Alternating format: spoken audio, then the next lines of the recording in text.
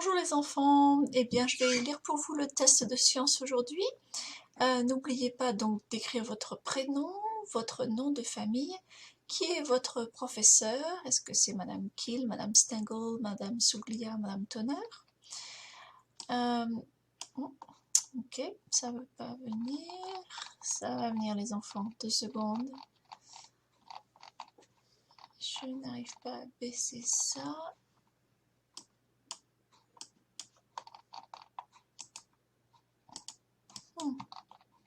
Ok, pardon, ça y est.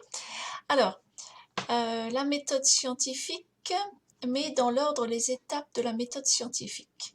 Je me pose une ou des questions. Est-ce que c'est la première étape de la méthode scientifique, la deuxième étape, troisième étape, quatrième ou cinquième étape?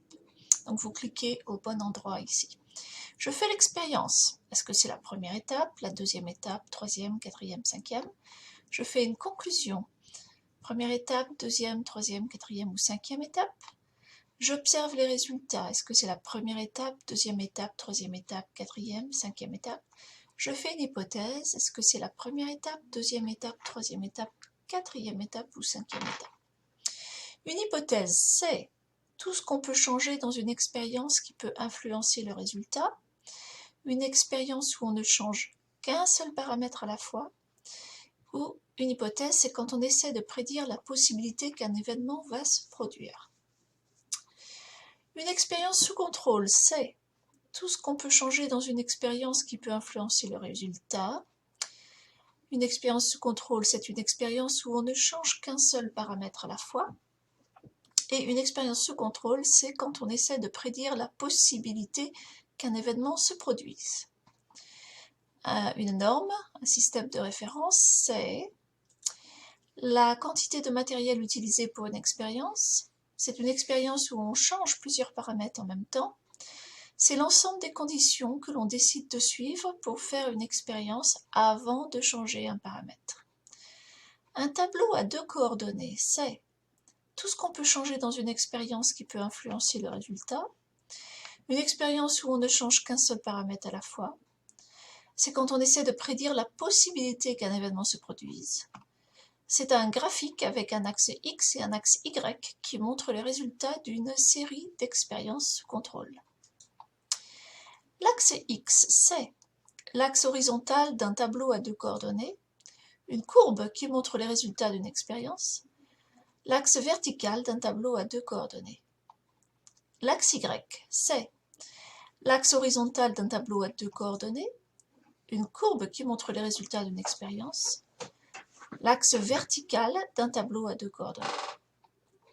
Les paramètres. Un paramètre, c'est quelque chose qu'on peut changer dans une expérience qui peut influencer le résultat. Une expérience scientifique, une prédiction, un instrument de mesure scientifique. Le paramètre indépendant, c'est un instrument de mesure scientifique, ce qu'on sait avant de faire une expérience, ce qu'on voudrait savoir à la fin d'une expérience.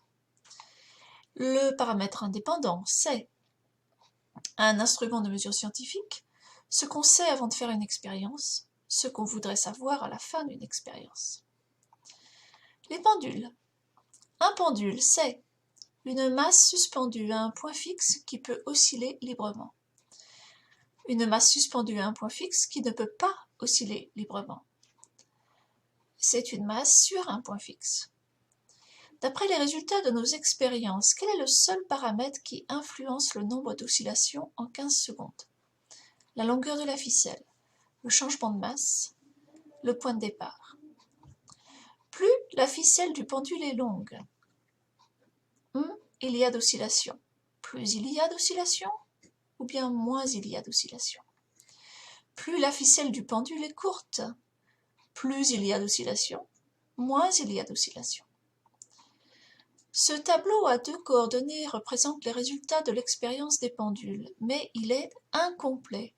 Quel groupe de mots pourrait remplacer la lettre C? Donc ici, qu'est-ce qu'on pourrait mettre? Alors, 3 propositions.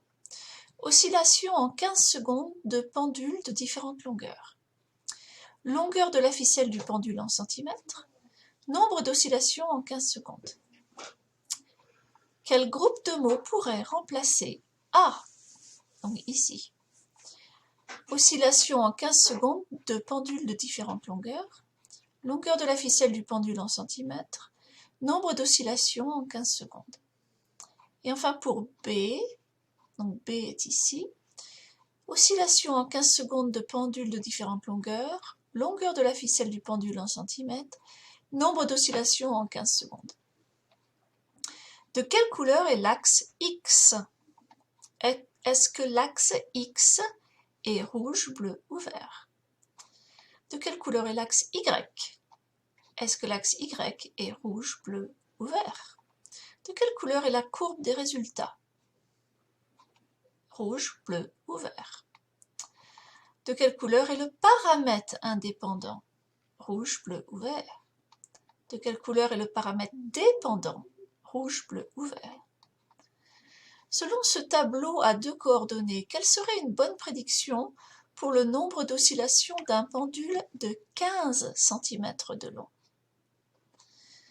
21 oscillations, 17 oscillations, 10 oscillations et 7 oscillations.